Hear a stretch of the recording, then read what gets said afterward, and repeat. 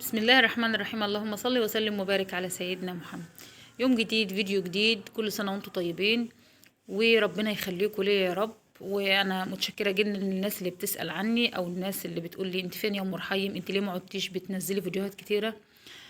بصراحة كده يا جماعة انا يعني مكتئبة من القناة، لان القناة ما عادتش بتحقق تفاعل.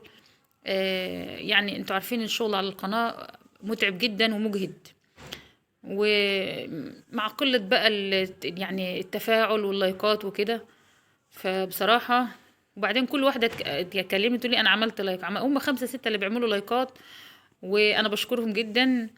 وبعدين هندخل على الفيديو بتاعنا النهاردة. هو عبارة عن غدا يعني كده بسيط وسهل، فانا حبيت اشاركه معاكم، وبرضو ناخد افكار من بعض. النهاردة هنعمل بسلة ولحمة، اكل سريع كده يا جماعة. وانا هوري لكم الطريقه بتاعتي، وزي ما قلت بناخد افكار من بعض. طبعا اول حاجه بعملها في البسله، بقطع البصل وبديله تشويحه كده على النار علشان يطلع الريحه بتاعته. بعدين بنزل بالزيت. بكون بقى البسله دي يا جماعه متفرزه. لو انت هتحطي البسله طازه، بتحطيها على طول، بتغسليها بتشطفيها كده بشويه ميه وتسيبيها تتشوح. لكن البسله المتفرزه انا بحب دايما يعني بديلها ما بغليهاش في المية، لكن بشطفها بمية سخنة علشان طعم التتليج والحاجات ديت. آه، يعني ما بتغليهاش برضو عشان الفوائد اللي فيها، وفي نفس الوقت علشان تفضل محتفظة باللون بتاعها. فبشطفها انا بالمية السخنة علشان طعم التلج بتاعها وما يبقاش فيه اي ريحة من ريحة التلاجة فيها. جربي برضو الطريقة بتاعتي ديت وان شاء الله. الناس برضو، في ناس بتقول لي بتخزن البسلة وبتبقى طعمها متغير كده، مش بتبقى طعم البسلة الحلو بتاعها ده. فاشطفيها بمية سخنة اول ما تطلعيها من الفريزر على طول، ما تغليهاش. بعد كده مدت لها تشويحتين، يعني خدت تشويحة كده مع البصل، نزلت عليها بالطماطم وحطت لها التوابل بقى وسبتها على النار يتسبكوا مع بعض. دي احسن طريقة للبسلة. بعد ما اتسبكت البسلة معايا هنزل هنزل بالمية بتاعتي تزويدة واحدة. هسيبها بقى تستوي. حطيت لها التوابل بتاعتنا، الملح والسكر. البسلة يا جماعة انا عايزاها تبقى سكرية، احط لها نص معلقة سكر. تسيبيها على النار لحد ما تستوي مع بعضها.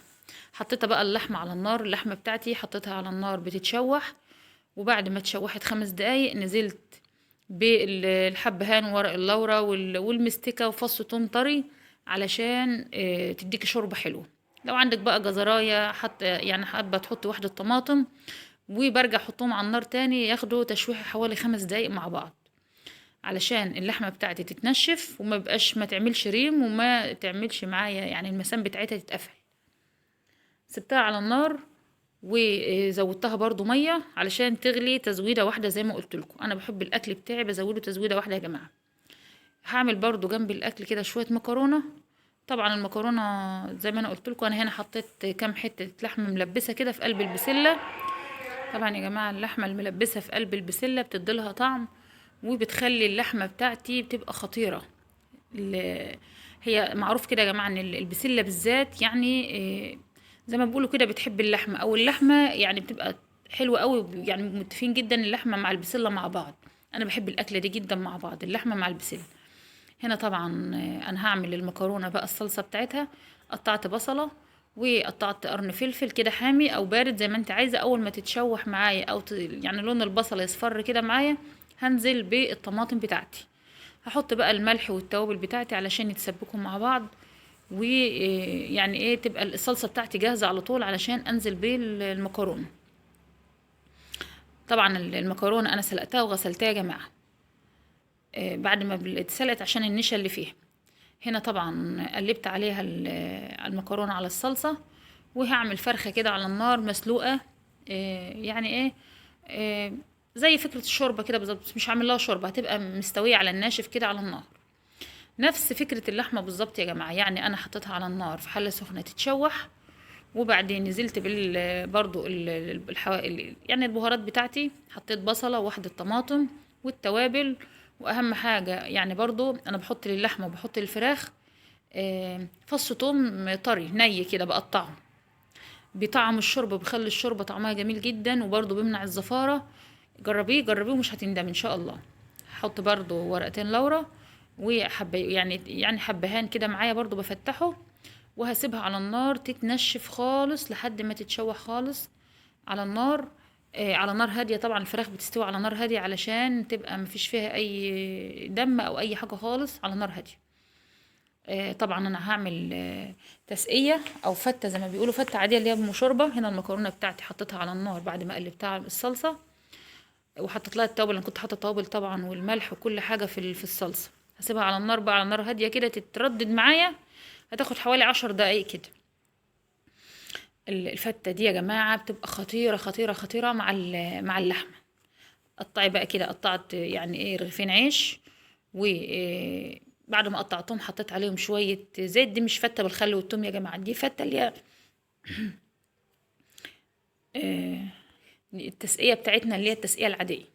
قطع العيش واشوحه، وبعد ما بتشوح بنزل عليه بكبشتين 3 شوربه كده على النار، بتبقى سخنه بقى كده جميله ومهوجه. دي يا جماعه الشوربه اللي نزلت من الفراخ.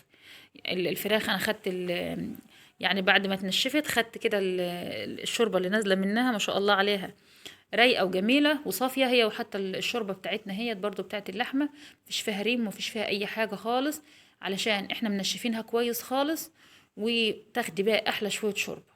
هنا الاكل بتاعنا بعد ما خلص. طبعا الفرخه انا حمرتها في الزيت عادي، والمكرونه والبسله الشوربه، وعملت رز ابيض. واللحمه بتاعتنا بعد ما اتسلقت طبعا انا ما بحمرهاش. وطبعا ده طبق المخلل بتاعنا. المخلل اللي كنا عملناه مع بعض لسه موجود عندي يا جماعه، اول ما بيخلص بعمله تاني بنفس الطريقه اللي انا عملتها معاكم قبل كده. الاكل بتاعنا النهارده كان سهل وبسيط خالص، والفيديو بتاعنا برضو كان سهل خالص، وفيديو يعني طبخنا اليومي. انا حبيت اشارككم الغدا بتاعنا. كل سنه وانتم طيبين. السلام عليكم ورحمه الله وبركاته.